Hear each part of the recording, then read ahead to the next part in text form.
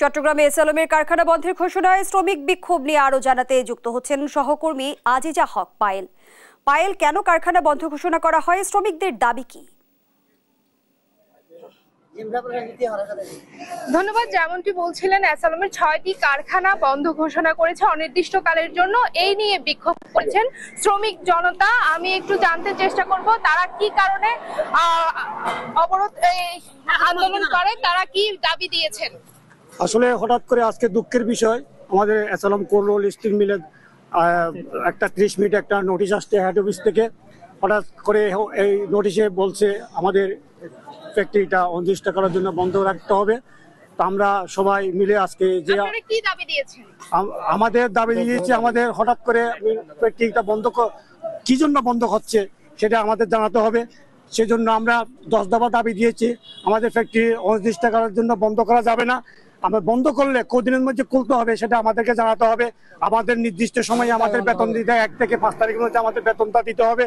সে আরো যে দাবি ছিল, 10 দফা দাবি ছিল, এই দাবি দেওয়ার পরে জিএম আপনাদেরকে কি বলেছেন? আমাদের জিএম বলছে যে আমাদেরকে ওর মালিকের সাথে কথা বলবে, মানুষের কথা বলার পরে উনি আমাদের 7 তারিখ একটা ডিসিশন দেবে। 7 তারিখ? হ্যাঁ, ডিসিশন দেবে। হ্যাঁ, আমাদেরকে যদি লাগে তাহলে ফ্যাক্টরি চলবে, না লাগলে আমাদের যেটা বেতন, আমাদের যেটা ন্যায্য ভাড়া না, ওটা আমার দিয়ে আমাদের দিবে।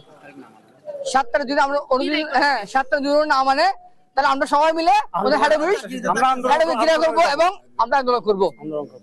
জি, যেমনটি শুনছিলেন, তাদেরকে অনির্দিষ্টকালের জন্য বন্ধ ঘোষণা করে দিয়েছে এবং তাদের যে 10 দফা দাবি ছিল, এই 10 দফা দাবি নিয়ে তাদের হচ্ছে যে বলেছে 7 তারিখ ওনাদের সাথে যোগাযোগ করবে এবং হচ্ছে ওই যে ওনাদের দফাগুলো দিয়েছে ওনারা একটু চিন্তা করে দেখবে, বিবেচনা করে দেখবে, এরপর হচ্ছে যে সম্পূর্ণ সিদ্ধান্তটা নেওয়া হবে বলে জানিয়েছেন তারা। আমি আরেকটু বলে রাখি যে 6টি কারখানা রয়েছে, যে 6টি কারখানার মধ্যে মোট 12,000-এরও বেশি শ্রমিক কাজ করে। তাদের সবারই যে দুশ্চিন্তা হচ্ছে কারখানা বন্ধ হয়ে গেলে তাদের হচ্ছে কি হবে, এই চিন্তায় তারা এই আন্দোলন করছে বলে। এই ছিল কারখানা থেকে আমার সর্বশেষ আপডেট।